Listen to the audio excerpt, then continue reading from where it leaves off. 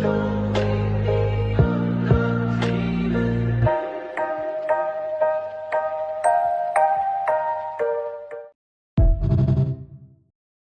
sepsis, chronic illness, and disability podcast, where we discuss all things sepsis, chronic illness, and disability. They are all kind of interrelated, folks. Anyway, I'm happy to see you all back again today. I have another very special guest. This is episode 10 already. Can you believe it? We have 10 episodes, and I invited Melissa Hodgson from New Zealand. We're going all the way to New Zealand today, guys, and we're going to talk with her. She is a sepsis survivor. She's really been through it, as all of us have. And has a very unique story, also, as all of us have. Sepsis is very different, unique, and individual for everyone. I became aware of Melissa's story when I was on my Instagram, and all of a sudden this account pops up that I hadn't seen before. This was like earlier this year, maybe February or March, and I saw someone's talking about post-sepsis syndrome. I'm going, oh, okay, I'm all in for this. And so Melissa started a petition. I'm going to put a link in the description box on change.org to acquire 5,000 signatures to take to the WHO, the World Health Organization, to have them recognize post-sepsis syndrome as a condition. Too many sepsis survivors are struggling and suffering in silence after they go home from surviving sepsis. You know, you think it's a great homecoming, and it is, but we're stuck with a lot of problems, emotional problems as well as physical problems. We are wiped out, fatigued, unable to work, unable to function, mentally function. It's exhausting just surviving and getting through the day. So Melissa was just 39 years old back in 2009 when she developed sepsis as a complication of a surgery she had at the time. And then she goes home, the chain of events, life-threatening situations that she was placed in due to sepsis, learning in the aftermath which exactly she had been through, and then struggling to get by. So I applaud Melissa for starting this petition and helping to shine the spotlight a little bit more on us sepsis survivors and the challenges and what post-sepsis syndrome is. By signing that petition, if the WHO were to recognize it as a condition, that basically would help to educate doctors and all medical providers about post-sepsis syndrome, might help to move research along into exactly what this is and why we suffer this way, and figure out better ways to deal with it and treatment, and also maybe ways to financially help sepsis survivors. I myself would like to look into starting a nonprofit to provide financial assistance to sepsis survivors in the immediate aftermath, because you can't apply for disability or anything and expect that to come through right away. In the meantime, your bills are piling up while you're trying to just get through the day. Anyway, glad to have Melissa on today. We are in for a really great episode, and I'm so happy to see all of you back here again today. Welcome to the 120 Pod. Can you believe it's episode 10 already of the 120 Pod? And I'm here with Melissa Hodgson, and she is from New Zealand. And I came across her, like I was saying in the intro, I came across her on Instagram. And she was relentlessly posting about this petition. I had to find out more about it. I'm like, okay, what's going on here? Anyway, I got to meet Melissa. Melissa was actually featured also in my Lancet article. I'm going to put the link in here so that you all can read it. Melissa has an incredible story. Struck with septic shock back in 2009. She was only 39 at the time.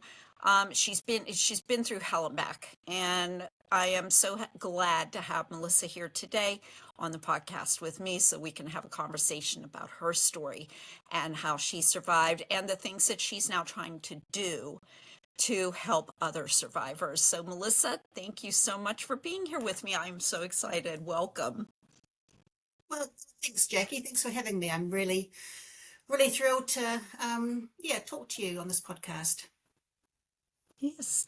Well, glad to have you here today. And I thought we might as well get right into it and have you tell the audience what happened back in 2009. How did you come about, developing sepsis and septic shock, and and how you found out you had sepsis. So if you wouldn't mind sharing that, we would love for you to go ahead and get started. Hey, so I was just, having the normal bowel removal operation as everyone does, and Yeah. just the run-of-the-mill stuff. And Yes. yeah, normally I bounce back. I've had quite a few surgeries on my bowel, but this was the big one where they're actually taking it out because they couldn't do anything it was being a bit problematic. So, Melissa, can I interrupt you just real quick? Why did you have to have your bowel removed? so basically in 2002, I had a surgery that went wrong and it left me with all sorts of awful issues. And one of them was I was incontinent. And so I had all these procedures leading up to 2009 and they just didn't work. So my surgeon in 2008, he gave me a temporary ileostomy. And Hmm. so I still had that option, I still have my bowel. If I didn't like the ostomy, I could still have it reversed and go back to, the normal way. But unfortunately, I developed, I can't remember what it was called, but some sort of inflammation in my bowel because I wasn't being used as it normally is used. So he said, "Oh, let's just whip your bowel out." And I said, "Well, okay, we'll just do that, why not?" You trust Oh these my surgeons? goodness. Well, Well, I didn't trust them too much, but you think they're going to do the best for you. So I had the surgery and it took longer than what was expected, which of course I'm asleep, so I didn't know that. But normally when I get into, after being in recovery, back to the ward, my mum was always there with a blueberry muffin and a decaf latte for me. And this thank time I just goodness thought, for mom. I know. And she said, "Here's your muffin, here's your latte." And I went, "Oh, yeah, no thanks. I don't feel like it." And it's like, oh, that's unusual. First thing I always want is my coffee and my muffin. So yeah, I just didn't feel right, and I just kept going weaker and weaker, and just feeling sicker and sicker. And I don't know whether I mustn't have been spiking a temperature at that stage because no one was really that concerned, about it. And I just remember everything was just so hard, and like I'd try and get up to have a shower, and I just, the shower, the water in the shower felt like needles on my body, and I just couldn't breathe through all the steam in the shower. And I was just thinking, something's just not right. And I kept saying, "Look, I don't feel right." And they go, "Oh, you're right. You've just had major surgery. You'll come right."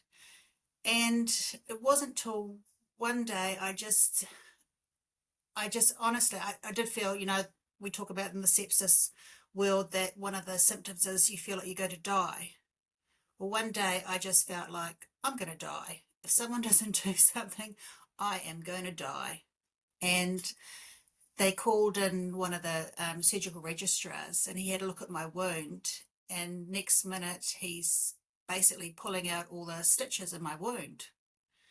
And so they said, "You've got a mass infection in your abdomen," where they removed my bowel. They cut sort of from my um, belly button to my pubic bone.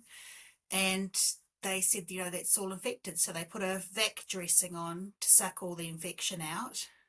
And yeah, And that's like a wound vac, like a yeah, wound. yeah, it's quite a, I never really wanted to look at it because I Yeah, thought, "Ooh."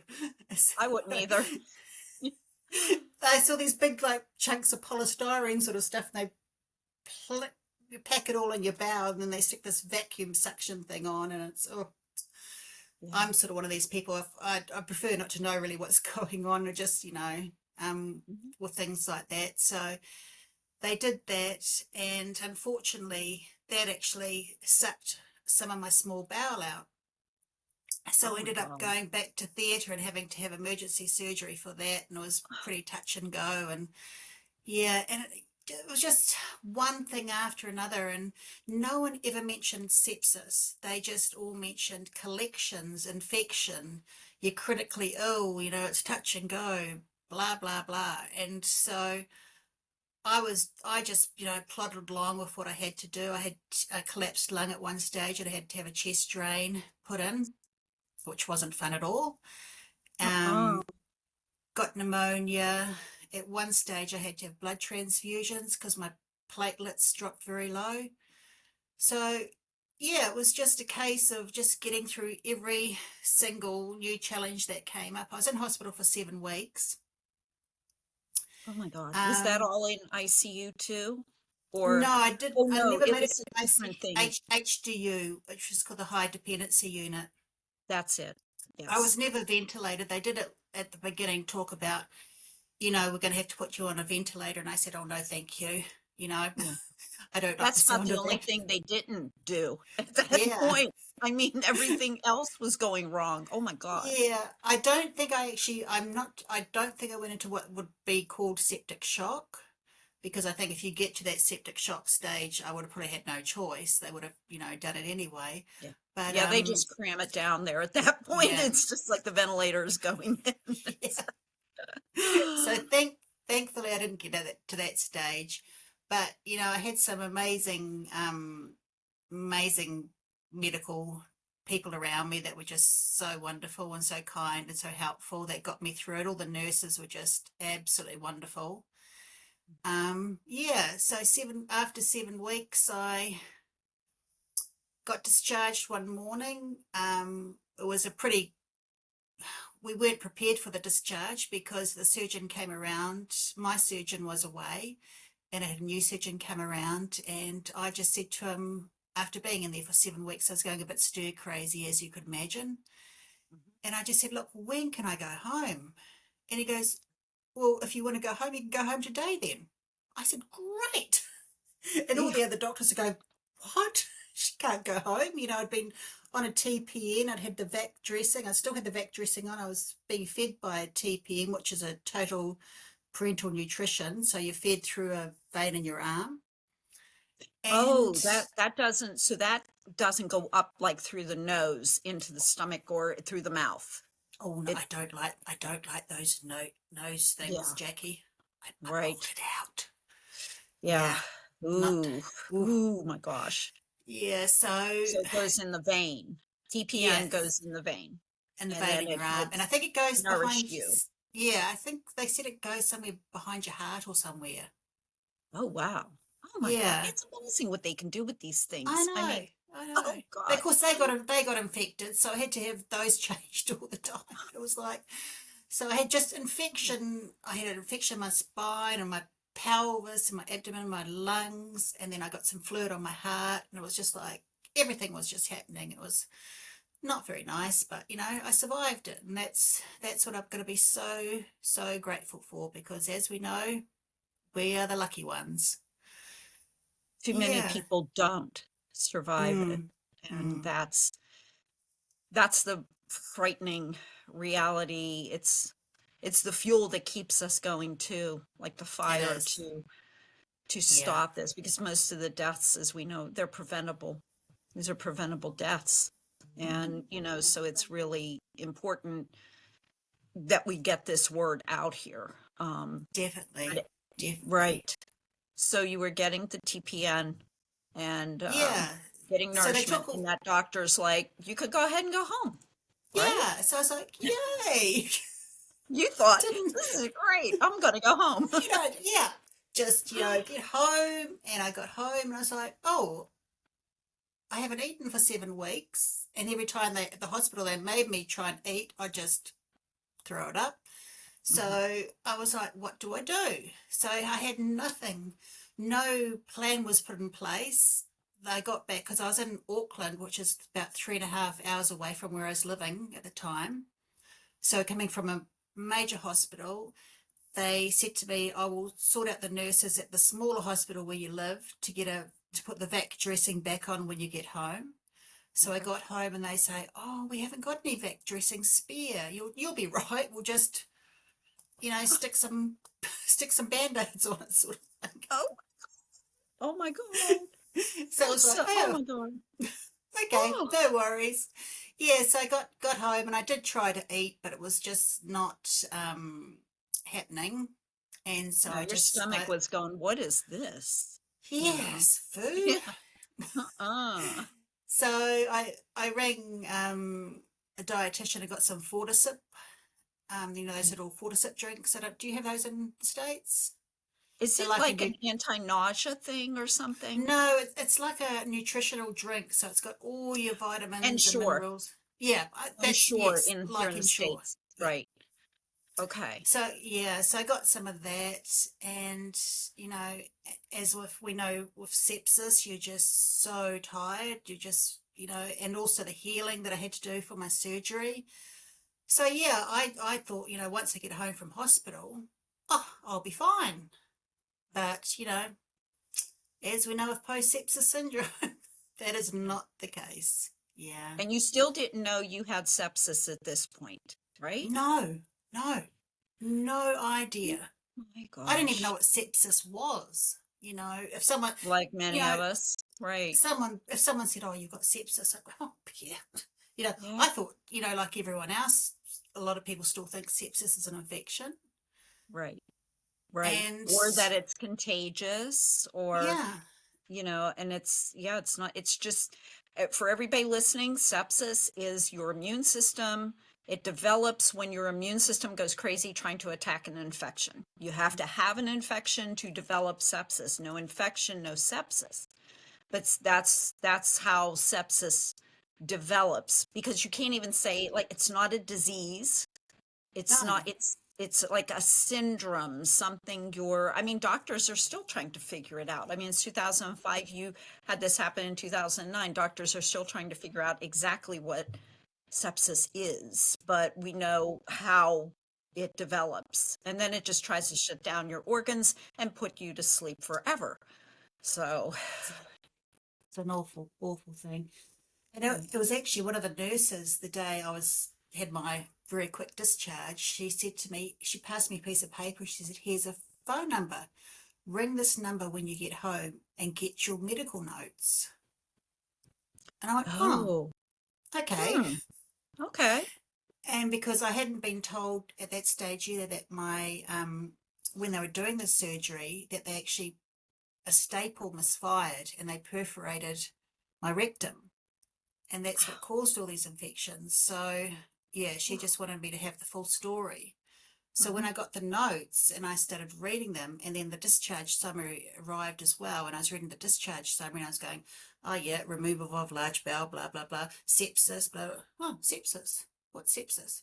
Still, it just washes over you. When you get out of hospital, you're just so pleased you're alive, you're well, you've got all apart from my bowel, I had all my body parts and things like that. So I was pretty, positive. I had all these things I was going to do. I was going to take up the cello again because, I don't know if you did it, but when I was lying there thinking I was going to die, I was thinking, now, if I live, I'm going to do this and this and this and this.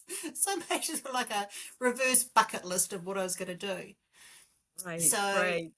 my poor mother, I just about drove her crazy. I kept saying, "I've got to go and buy a cello because I'm going to take up the cello again." And she's going, "Do you really need it today?" Yes. So I went down to the music shop one day and came walking out this great big cello in my Cellos house. aren't small.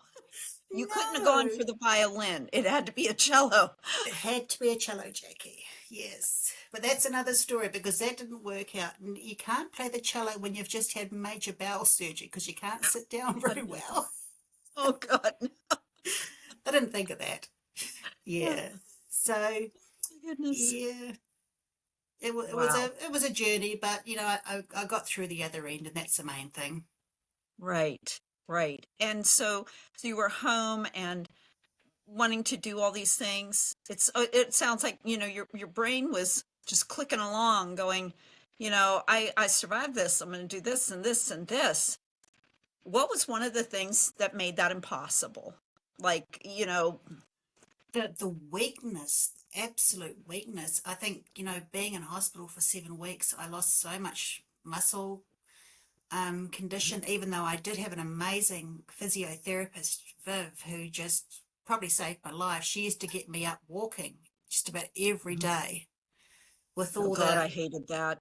yeah. To getting up to go walk. And the only one day I said to her, "No, I'm not doing it." And she was like, "But you have to." I said, "No, I can't." And that was when they found out I had a collapsed lung. Of course, It's like breathing through a toothpick, really. Yeah. But yeah, getting me out to do that every day, and I used to just glare at her and think, "What are you doing, you Mm. crazy woman? Can't you see I'm Yeah. sick? And you want me to go for a Right. walk?" But And just taking those few steps, it mm, it fatigues you so yeah, bad, but and the it's muscle keeping you mass. alive. Yeah, Yeah. it's just getting My you up muscles were like horizontal. my muscles were like wet pasta noodles, like hanging Mm, off my bones. Like mm, the nurse or one of the doctors raised my leg to do like to examine because I had like some bruising and stuff. I was on steroids, so I was bruising really easy. And she lifts, my foot up, and my calf. I remember it just like swinging in the breeze. Like my calf muscle was no longer there. It was gone. Sepsis took it. yeah, it's amazing, just what it does to your body, and just the fatigue of your whole systems, of your organs and everything. Like I had breathlessness because, my lungs were involved with the collapsed lung and pneumonia as well. Yeah. And yeah, I found everything so difficult. And like just walking from like the bedroom to the lounge, it was like, oh, I need to have a rest to lie down just for doing that. And You needed a I just, nap. yeah, you just get up from a nap, you go out to the lounge, you think, "Oh, I've got to go back and have a nap just for getting up and Yeah. going there." It was just ridiculous. So Right. I just thought, oh, I've got to just push myself. And because no one tells you, if someone said to me, "Look, Melissa, your body has been through a heck of a lot. You're going to be so fatigued. You're going to be so weak. Don't push yourself." But, I'm one of these people, right? Nothing's going to beat Hmm. me, sort of thing. So Yeah. I was staying with my parents at the time, and I'd go down the lift and I'd walk down the side of the building, and I'd think, right, today I'm going to walk to the first letterbox next door. So I'd walk to that letterbox. I'd sit on Mhm. the fence for probably about 20 minutes and then I'd walk back. So you could get And, it, back. and Oh no. every day I'd always think, oh gosh, I haven't got a blinking fence I can sit on. Oh, we're going to have to go further to the next fence because I can't sit on the hedge, sort of thing. So I'd have to push myself. And I did that for probably about, a month. And then one day I got up all this um, strength and courage, and I thought, I'm going to walk into town because I haven't been near a shop for a while. So, Yeah. you know, I need to go near a shop just to buy something. Girls got to be And shopping. exactly. And I walked into town, and like my parents only lived a street behind the main shopping centre. And I got there and I sat there and I just thought, I can't move. I was sitting on this like planter box outside the shopping centre, and I thought, lucky I had my mobile phone with me. We had those back in those days. Yeah. And I They thought, were like what this the big. big brick I was carrying down the street. Yep. And then I started having a panic attack, and I'd never ever had a panic attack in my life. And I just thought, oh my God, what am I going to do? So I had to ring my poor mother to come and get me. And then after having that initial first panic attack, it was so hard to get past that panic whenever I went out. Like, am I going to have this weakness? Am I going to feel like I'm going to collapse all the time? And it was just, if someone had said to me, this is what you are um, going to have, this is what to expect, it would have made it so much easier. But when it's the unknown and you don't know what's happening to your body, that's when the panic, and you get frightened, and oh, it was just awful. So yeah, Yeah. mm, Thank you. That's they need no one told me anything either. mm, No one. And I like you, I didn't know why I was feeling the way that I was feeling. And I thought that somehow like I was going absolutely crazy. I mean, and I even like even in the rehab, because I had to go to in-hospital rehab, where you're in rehab in the gym 6 hours a day, 6 days a week. I would come back from that in my wheelchair because I couldn't walk after sepsis. I had to learn how to walk again. I come wheeling back to my room. I finally get on that bed after being up for 8, 9 hours and trying to deal with, also I had the colostomy, dealing with that, going to the gym, and I'd lay on the bed, and this one doctor in particular, she would walk in my room and she'd go, "Oh, are you laying down again? You know you're not going to get stronger unless you move." And I was losing my mind telling her, you just walked in here after I was in that gym for 6 hours. Are you kidding me?" And They no one don't said, realize what the no one said a fatigue, peep, you know? the fatigue So, of, post sepsis is, it's not like a tiredness. It's not like, oh, I've had a hard night, I've been out night clubbing or something, I'm tired today. that would be It's, fun. That would yeah, be a fun tired. exactly. Yeah. But the fatigue, you can't explain it to anyone unless they've been through it. Right. And just the muscle weakness. And yeah, you feel like a toddler or a baby again. People have to do everything for you, and it's so debilitating. And yeah, I went through quite a depressed stage. I came out, I was like, woohoo, I'm out of hospital, bought my Yeah. cello, I'm going to do this, I'm going to do that. Yeah. Went to, I went to my first cello lesson, and it was hilarious. I'm sitting there and the lady's talking to me, and she might as well just be going blah blah blah blah blah blah blah. Couldn't Yeah. really concentrate and understand even what she was saying. Sort of thing. Mhm. She'd play a piece of music, said, "Right, play this back," and I'd be going, "Yeah, maybe next week we can do that," sort of thing.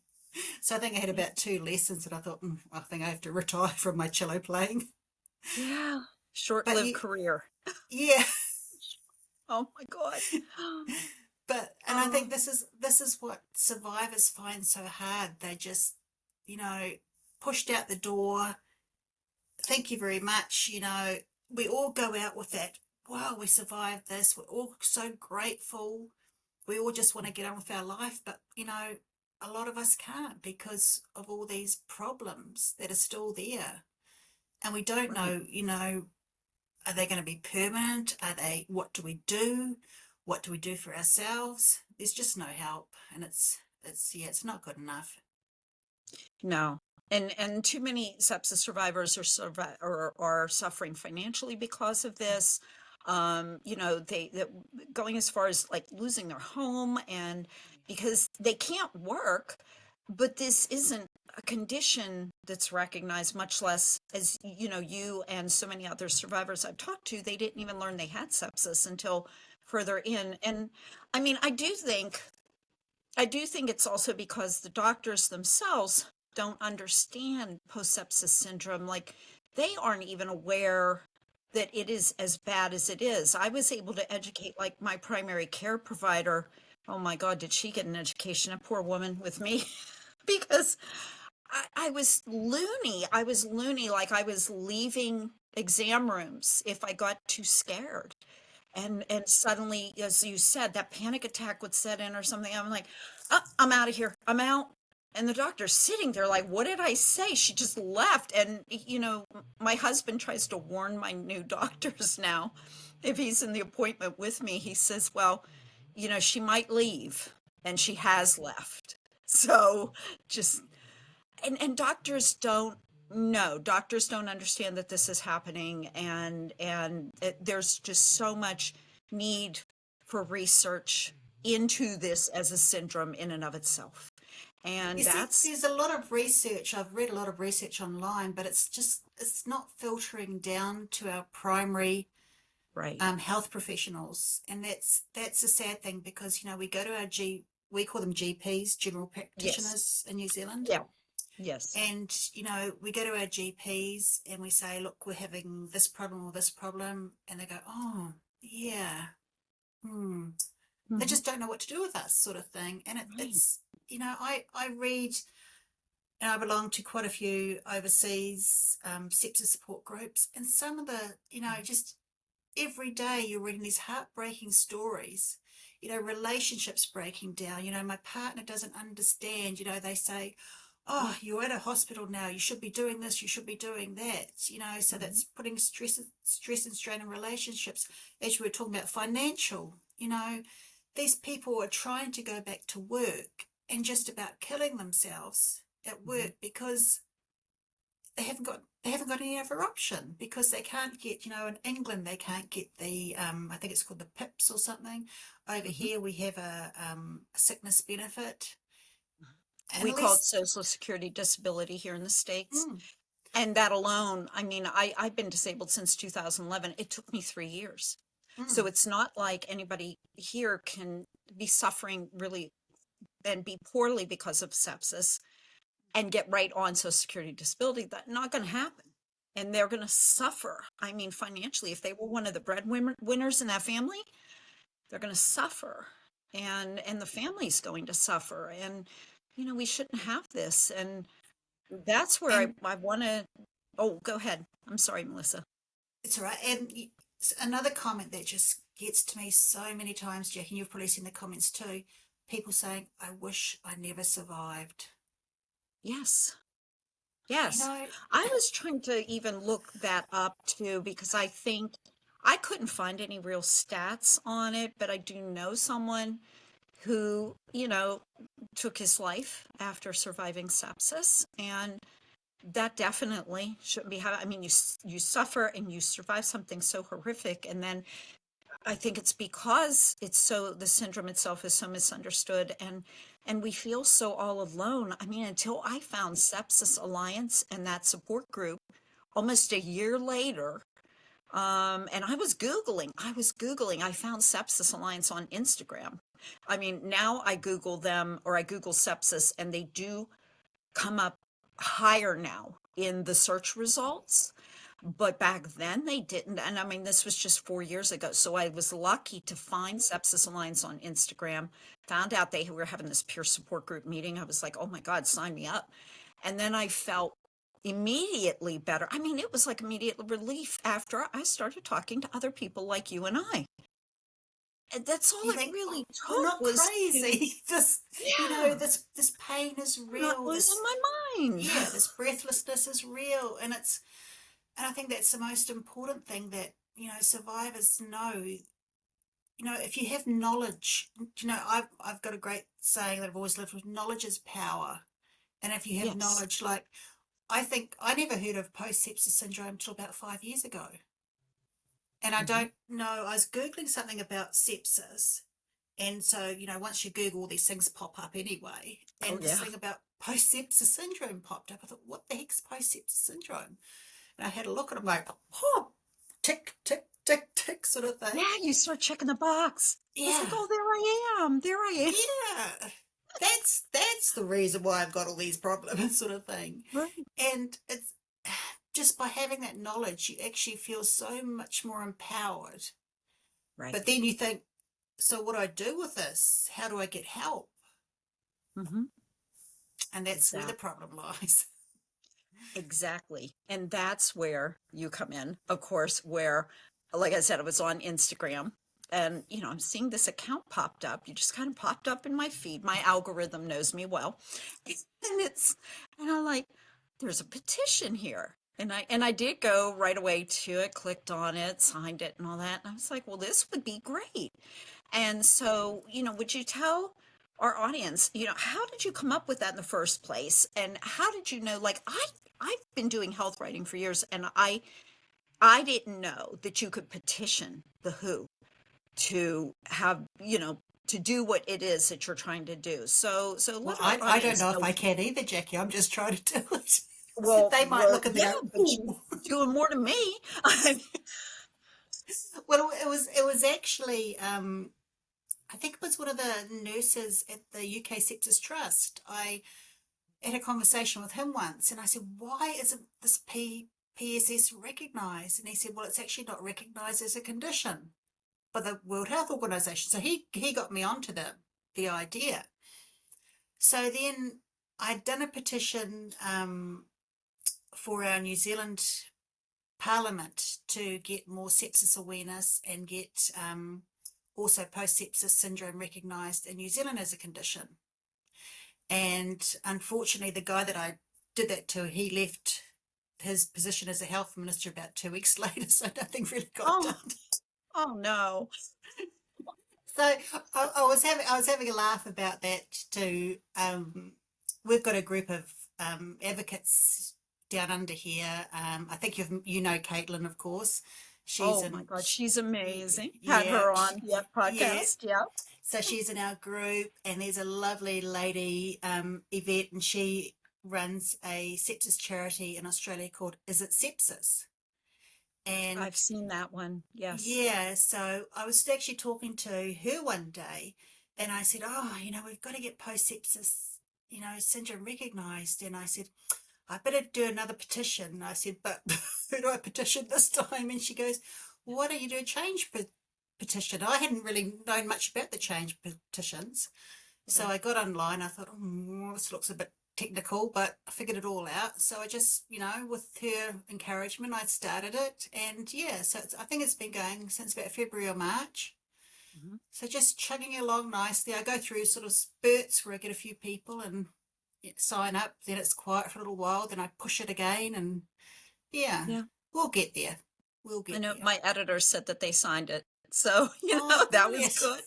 They That's they went in great. and signed it. I mean, because it was at what, 1900 when we published the article, right? In the Mm. Lancet.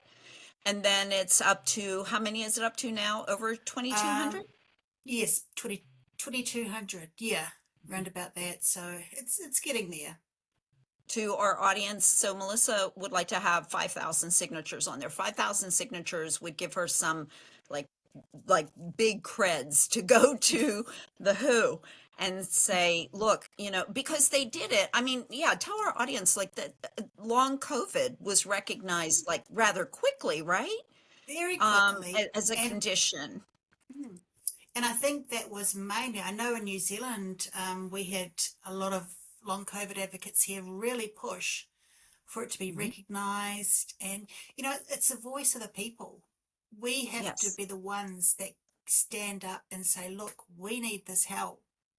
Mhm. And it's hard for, especially a lot of new survivors, they're still just trying to survive, basically.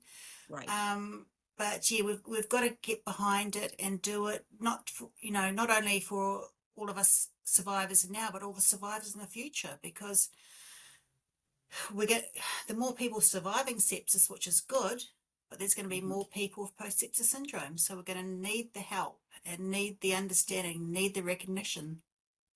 Exactly. Because, well, here in the States, it's 1.7 million Americans affected by sepsis every year. And that, those who survive, they're hanging out there, thinking they're crazy, not knowing where to turn. And like I said, it's hard. You don't think that there are nonprofits and all of that right away. And that's why I just kind of like stumbled upon Sepsis Alliance, thank goodness. And it was, and plus you said it, you're just trying to survive. That first year or so is really difficult, and you're just in survival mode. I mean, you're lucky if you make it through the day. Yeah. I unfortunately had to have quite a few procedures and surgeries during that time, which, whenever I went back into hospital, and I think it was probably quite good that I didn't understand what sepsis really was back then, because I wouldn't Yeah, have probably walked back in the door of a hospital. But right. now, when I had COVID in 2022, I actually burnt myself quite badly. I was a bit of a numpty and was doing one of those steam inhalations, and I pulled the towel Mm. forward, and yeah, the boiling water went all over Oh, me. oh my God.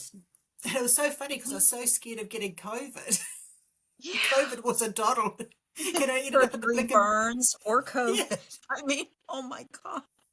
Were you okay? I mean, what'd you Well, do? I ended up in, I called an ambulance, and I was just so worried. And they said, look, you can't come around though. I've got COVID. They said, look, we come to COVID people all the time. Don't Yeah. panic about it. So they came in, and I showed him. He goes, oh dear, you're going to hospital. So I got up to hospital, and I said to the doctor, she was taking, like, have you got any medical problems? What medication are you on? I said, well, I've had sepsis. And she said, oh, that's sepsis. That's a nasty infection. Mm-hmm. So can you imagine Mm-hmm. me? Now, do I educate her it's not an infection, or do I just keep Right. my mouth shut? I think Yeah. I'll just keep my mouth It shut. depends on how sick and how tired you are because you just kind of go, you know what? I don't have the I'm, spoons. I'm in enough pain. I don't want her to inflict any more on me. So, Right. so one thing they didn't do though, apparently when you have a burn, you're supposed to have a tetanus injection. They didn't give me a tetanus injection. They sent me home. By the time Mhm. I got home, I had to go on this special COVID bus, which is like a sealed bus, and you sit in the back of it. You feel like it's like a prison van. Driver in the white, like PPE. And oh my God. It was quite hilarious. So I'm walking, and most of the burn was on my leg. So I'm walking down the driveway with a hospital gown on the top and my track pants and trying to hold my dressings on my burn. I get home and all my dressings just fell off because when you burn yourself quite badly, fluid just comes out of the wound. So I got home and I didn't want to go anywhere for the next couple of days, but I had to go back to the hospital the next day and they dressed the wounds, and then I had to go to a nurse about 3 or 4 days later, and she noticed I had an infection in the major wound on my leg. And I just don't know how I didn't manage to get sepsis again. But I went Mhm. back to the local hospital and I said, look, I think I've got an infection in this leg after the nurse telling me I had. They refused to swab it. They didn't take any blood tests. They sent me home again. And no antibiotics, nothing. After they knew that I had the sepsis, the previous sepsis episode. So I went home and just did what I could.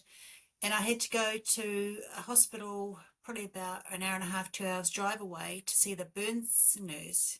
It was called like a scar therapy nurse or something. So I went to see her. Had to get a special driver to drive me over because I couldn't drive, and got over there and they took the dressing off and pushed the emergency button on the wall. And I said, what's going on? She said, have you not seen your burn? And I said, oh no, I don't want to be looking at that sort of thing. You sound And like me. she's, Yeah, I don't want to look. Yeah. no thanks. Like when the nurse would come in and dress it, she'd go, oh, Yeah. it's not looking too good. But, it was up to them to escalate if anything needed done. And so, yeah, they said I had a staph infection. Oh, So, yeah, so I ended up having debridements every day, and then I had to go and have skin grafts. But I was just amazed, Jackie, that, someone that has had sepsis previously, you're at higher risk of getting it again. yes, And just absolutely. the lack of knowledge within the medical profession of that. Right. Right. Still have a So, long, long way to go. mm, Yeah. mm. Because And that, and it's kind of like luck.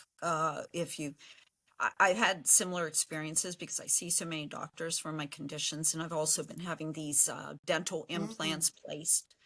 And the one thing that really surprised me was the dental school, because I go to the University of Maryland Dental School here in Baltimore to do my implant surgeries and my work. And that one time over, I think it was Memorial Day or whatever, I had that extreme pain.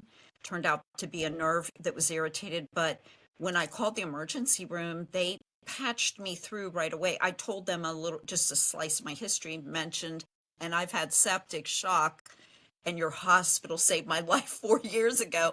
And she goes, wait a minute, I'm going to send you over to the dental school, like the endodontic fellow who's on duty tonight. And he told me to come right in because they were worried that that pain was an infection and could lead to sepsis. So, like the dental school itself, I think maybe because it's part of the University of Maryland Medical Center and they're pretty sepsis literate, they know, but not you raise such an important point. Not all doctors, not all nurses realize that when we get another infection, our risk for sepsis is so much more higher than someone who hasn't had sepsis, has not developed sepsis before. so yeah, So there's just so much more education and awareness that we need to get out there. And yeah, yeah. Whenever I see a new doctor, I show them that ICU photo on my phone And if my husband's with me, he backs me up. And I tell them I'm a sepsis survivor. I have PTSD. Uh, Here's how I might react if, you're giving me a treatment and something goes wrong. I might just, climb the walls. And it's like, we have to educate those who aren't that aware of it. And sometimes it just gets plain exhausting. Like I said in my Lancet story, I get tired. And we really, it would be so nice if you could say to any doctor anywhere, hey, I'm a sepsis survivor, and they go, oh, okay. I understand. And I get you. We all look, all of us survivors, we look at each other and we could all be from different countries speaking a different language, but we'd still understand each other because when it comes to surviving sepsis, it's like we are one. Our community gets each other, you Well, know. it is, and even the things that people don't understand, like the cognitive issues. I struggled with Right. those for years, Yeah. just getting words, getting the right words, and I still have, especially when I'm tired. I'll be like, "What's that word?" And I'll be like, Yeah. it My just emails are crazy sometimes. yeah. Like you just said, when I'm tired, especially, Mm. And you and I'm think, supposed to be a who writer. typed that? Have I you know. been I'm drinking? supposed to be a writer and I get very paranoid and I increase my font to like 200% so I can see it really well and I read it over and over and I'm like obsessed because I'm afraid that I'm going to send Mm. something to an editor and it's going to be all misspelled or not make any sense. I go, yeah, we're going to hire her to write a story. No, I don't think so. Well, even with my sepsis awareness posts, I look at them about 4 or 5 times before I post them, and then I'll get a message. I've got this a sepsis survivor who's part of my group, and she messaged me, "Hey Melissa, you've made a mistake in that one you posted last night, and I'm going, oh, thank you. And she goes, should you send them to me before you post them? I go, good idea. So she's my editor. Reader. Yeah. Oh, I've So done that. I have done that. I'll post something and go back and look at it and go, "Oh, I mm, misspelled that." yeah. But it is what it is. When Mm. did you find out that you had sepsis? I was probably about a week or 2 weeks after I got home from the hospital when I got my Mm. discharge summary. Yeah, so I knew I was sick, I knew I was critical, but they just kept using the word collections. You have these collections, and I thought, I didn't even know what a collection was at that stage. I said, Yeah. why don't they just use you've got a pocket of infection? That's basically what a collection was. Right. Um, But yeah, they just kept shoving drains in me and draining here and draining there, sort of thing. I think even after I came out of hospital, I had drains in me for about 2 years. Um, Oh, After discharge, yeah, drains here and drains there. It was no fun at all. But as I say, I'm alive, so I've got to be grateful for that. I've just been reading some stories in the last couple of days that have just been absolutely heartbreaking. oh, And the stories of loss. Yeah. yeah, and they, Children. yeah, and the Children. coroner report saying this should not have happened. Yeah. These red flags were missed, and it's like, what? Why are they being missed? Why aren't these doctors, when these, listening to the mothers, especially these mothers of these young babies, with just recent deaths, and there was a child, um, beautiful little baby Archie, that's going to be on TV in Australia tonight, I think it is, his Yeah. story, sort of thing. They need to listen to the mother's instincts, and the mother knows the child better than anyone else. And it's just, Right. yeah. And that's one reason I got into more of my advocacy work for sepsis awareness after reading a story about a local boy here who had Mm. died of sepsis, and he was only 4. And it was just heartbreaking. His mother took him back 2 or 3 times to the hospital. Yeah. And, you know, Mhm. Right. me, when I was lying there thinking, oh, I might pop my clogs, I might pass away because I've got, well, at that stage I didn't know I had sepsis, but they just kept saying you're critically ill, and you sort of think, oh, well, I've done this, I've done that. It's not so it's not so bad, but when it's a young child, yeah, those are the ones just And really those break my parents are heart. never the same. No, Those parents no. are never the same. But isn't it And it's amazing how these parents are using their grief and their tragedy and they're advocating, they're spreading awareness, they're just blinking amazing. I just take my hat some off to them, eh? someone mentioned that too. Someone I recently had on the podcast, hasn't aired yet, that all of these organizations, a lot of them that have started, were started because a parent lost their child. Sepsis Alliance, Dr. Flatley's daughter Erin died of sepsis when she was 22. And sepsis, the Stauntons lost their son Rory when he was 12 from a cut.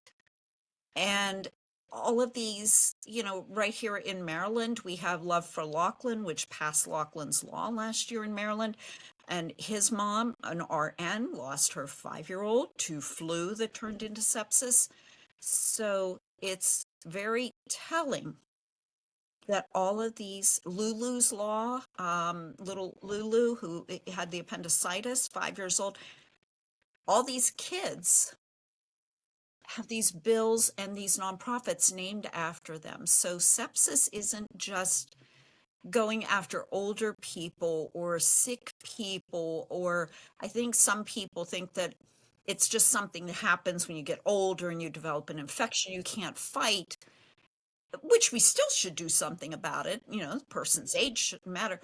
But I think people are stunned when they figure out and when we tell them about all these kids, Babies, fit, babies. healthy babies, teenagers. We've had a case of about 3 or 4 teenagers that have died of the flu recently. They haven't come out and said sepsis, but You know, after you've yeah, had it, yeah, you start to know mm, when they say there was an infection or something, and then you're mm. sitting there and you're going, Complications that affect. complications. Yeah, you Yeah. don't think, oh, sepsis, and yeah, but these people, they just blow my mind. I take my hat off to them, through their grief. Like a friend of mine, Sandra, that I've met through sepsis advocacy, her husband died 2 years ago.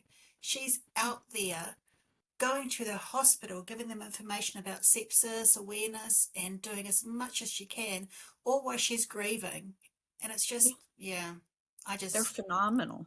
they They are, are phenomenal. they are. So They're we've got an doing a amazing, job that they'd rather not be doing yeah, exactly. They because they didn't ask for lost their this, yeah, child. they didn't ask for this Um, job. no, but they're doing it. So other people don't suffer and don't go through this awful tragedy and trauma that they're going through. So, yeah. I'd like you to leave our audience with, you already touched on it early on.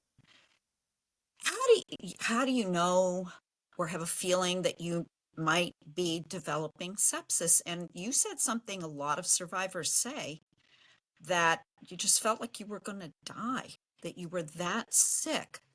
Like, what should someone look for? Maybe even someone who doesn't even realize that they have an infection at the And moment. that's the thing too. I've read so many stories where they've said, I didn't even know I had an infection. By the Right. time the sepsis actually took hold, I Yeah. didn't know I had a UTI. I didn't know I had they might have been at the beach and got a scratch on their foot that's got Yeah. infected. Right. And the sepsis has just taken hold so quickly. So I think, everyone needs to go to Sepsis Alliance, Sepsis Australia, UK Sepsis Trust, Sepsis Feet Research, all these Hmm. organisations, find the list of symptoms, Hmm. print them out, stick them in your first aid box. There's symptoms for the adults and there's symptoms for babies and toddlers. Print them out, stick them in your first aid box, and go there and think, right, I haven't had a passed in a urine for quite a few hours. I've got Hmm. rapid breathing, a rapid heart rate, weakness, muscle pain. I've got a rash, discoloured skin, fever or shivering, and then they're Hmm. feeling like you're going to die. If you've Yeah. got any of those symptoms, Yeah. it's better to get checked out. don't go to your GP. Don't think, oh, I'll ring the GP. Mhm. I can't And get an wait for them appointment. to call back and all of Yeah, or that, you know. I can't get an appointment till next. We've got a shortage of GPs in New Zealand. I Right. booked an appointment a month ago to get an Hmm. appointment.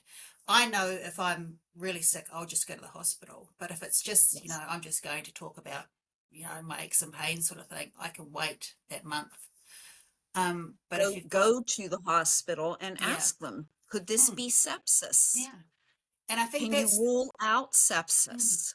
I think that is the biggest thing, Jackie. If we, we're all doing it now. We're all saying, go there and say, could it be sepsis? Is it sepsis? Hmm. By you putting that word sepsis in their mind, Hmm. I can see it from the doctor's point of view. Imagine someone walking in and you think, God, they could have all these 50,000 million diseases and conditions. Yeah. ER And they're going to, doctors do not have an easy job. no, They don't. no. No. And so, if we can go there and say, look, could it be sepsis? I've got these symptoms. You're putting it in Right. their mind, front and center, sepsis. And hopefully Yes. that is going to get them thinking about, right, I need to do the blood pressure. Is the blood pressure low? Is the heart rate fast? Blah, blah, blah. Is CRP high? And then they go and do all their tick lists for, a sepsis protocol. And Yes. hopefully, that could be life saving. And I think, we need to start educating for people to advocate for themselves. I think that is Yes. going to save lives. We do. We have to Mm. help our doctors because an Mm. ER physician has an incredibly difficult task. They Mm. see patients they've never ever seen before. And Yeah. here they are. They just land in the emergency room and they have to tease out what's wrong with this person. Mm. And sometimes it's very obvious. Like my case was very obvious. The doctor, I kept telling him my left hip, my left hip. He said, you know what, we're going to do a CAT scan of your abdomen. And I thought, oh, this is nuts. Why are you doing that? And sure enough, I mean, he knew there was something about it. He knew and looked at the scan and said, yep, you have a colon perforation. Oh, yep, she's going into septic shock. She can't breathe. Put the ventilator in. All of that. So it I was a textbook case, and I've never been a textbook case with anything all my life. So I guess I was a textbook when it counted, but most Yeah. people aren't. No. Most And, people come that, in like a mystery case. yeah, or even they go in there with a flu, but they know it's gone past that flu stage. Yeah. Or they've got Right. COVID, but it's gone past, and we all know ourselves, if you've got the flu or got COVID, there gets to the point where you're, oh, I'm starting to feel a little bit better. But when you're actually Yeah. starting to feel a lot worse, that's when you think, okay, what are the sepsis symptoms? Tick, Yeah. tick, tick, tick. I need to get help and I need to get it fast. Do not Right. muck around. No. Thank you. Right. Because time matters. Yeah. Time matters. I call this podcast the 120 because I didn't have an hour, 20 minutes for the ambulance drivers to drive me to the ambulance. Doctor says, nope, we're calling a pilot, getting her a helicopter.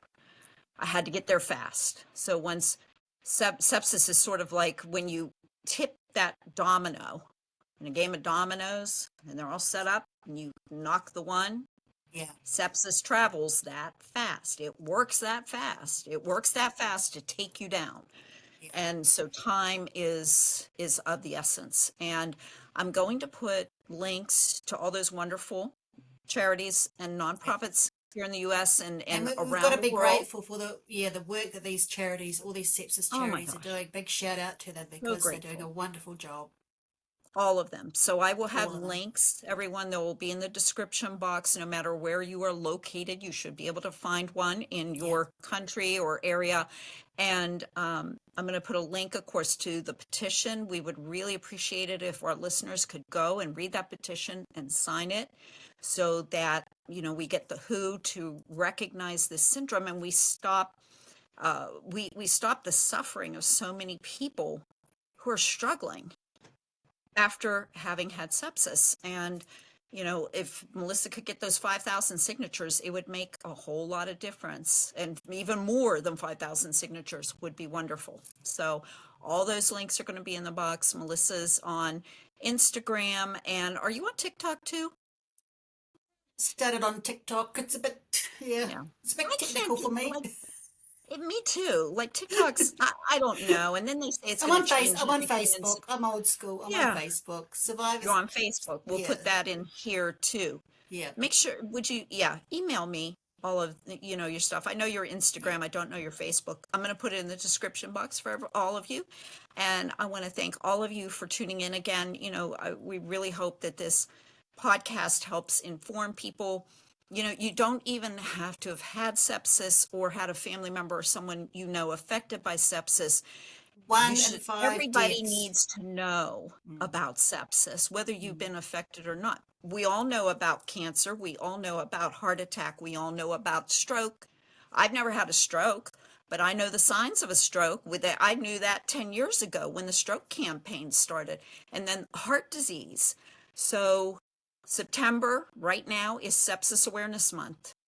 If you've never been affected by sepsis, you happen along this podcast, educate yourself about sepsis, because Melissa was just saying 1 in 5 are affected, 1 in 5 people. So it's highly likely you or a family member could be affected. And know the signs, like the signs of stroke, heart attack, and all of that other stuff. So Print them off, stick them in your first aid box so they're always there.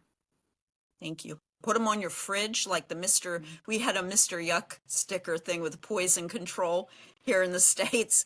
It was like a little frowny face, green face, that if someone in your house ingested a poison or something, you could call the poison control center and find out what to do, or if you had to take them to the ER.